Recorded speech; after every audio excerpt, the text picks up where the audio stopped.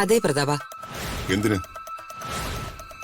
പ്രതാപ, ഇവിടെ ഉണ്ടായ പ്രശ്നങ്ങളൊക്കെ ഉണ്ടാവാൻ പാടില്ലാത്തതാ. പോട്ടെ, അതൊക്കെ നമ്മുടെ വിധി. നമ്മൾ ആഗ്രഹിച്ചതൊന്ന്, നടക്കുന്നതൊക്കെ ആഗ്രഹത്തിന് വിപരീതവും. എന്നുവെച്ച് നമുക്ക് നമ്മുടേതായ ഒരു മര്യാദയില്ലേ, രീതികളില്ലേ, ചിട്ടവട്ടങ്ങളില്ലേ? അല്ല, ചേച്ചി എന്താ ഉദ്ദേശിക്കുന്നത്? എനിക്ക് ചിന്തിക്കാൻ പോലും പ്രയാസമുള്ള കാര്യമാണ് ഋതികയുടെ വിവാഹത്തിൽ നടന്നത്. എനിക്ക് അംഗീകരിക്കാൻ കഴിയാത്ത ബന്ധമാ അവള് തിരഞ്ഞെടുത്തത്.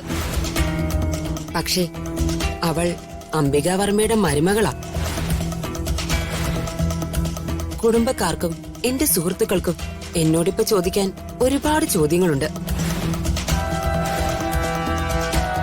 അവരോടൊക്കെ എനിക്ക് സമാധാനം പറഞ്ഞേ മതിയാവൂ. ഞാനേ ഒരു ജ്യോത്സ്യനെ കണ്ടിരുന്നു. ഋതികയുടെയും രാജുവിന്റെയും ജാതകം ജ്യോത്സ്യനെ നോക്കി.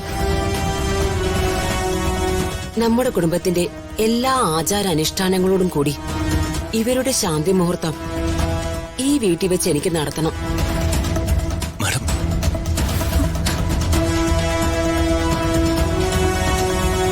അതും ഇന്ന് തന്നെ.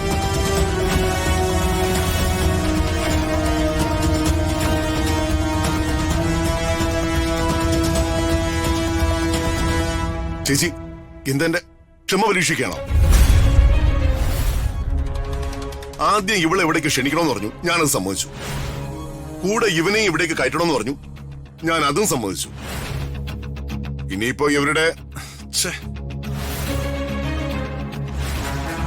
ചേച്ചി ഇവര് പറഞ്ഞു കൊടുത്തുണ്ടോ? എന്താ പ്രതാപ, ചേച്ചിയുടെ വാക്കുകൾ അനുസരിക്കാനും നിനക്ക് ബുദ്ധിമുട്ടായി തുടങ്ങിയോ?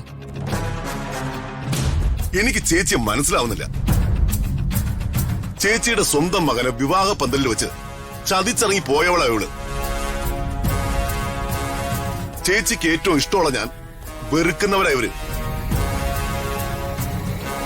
ചേച്ചിക്ക് എങ്ങനെ ഇവരോട് ക്ഷമിച്ച് പെരുമാറാൻ കഴിയുന്നു?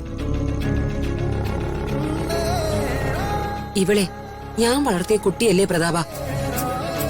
എത്ര വലിയ തെറ്റ് ചെയ്താലും, എന്നെ എത്ര ദേഷ്യം പിടിപ്പിച്ചാലും, അല്പസമയം കഴിഞ്ഞ് ഞാൻ എന്റെ കുട്ടിയുടെ നല്ലതിനെ കുറിച്ച് മാത്രമേ ആലോചിക്കൂ.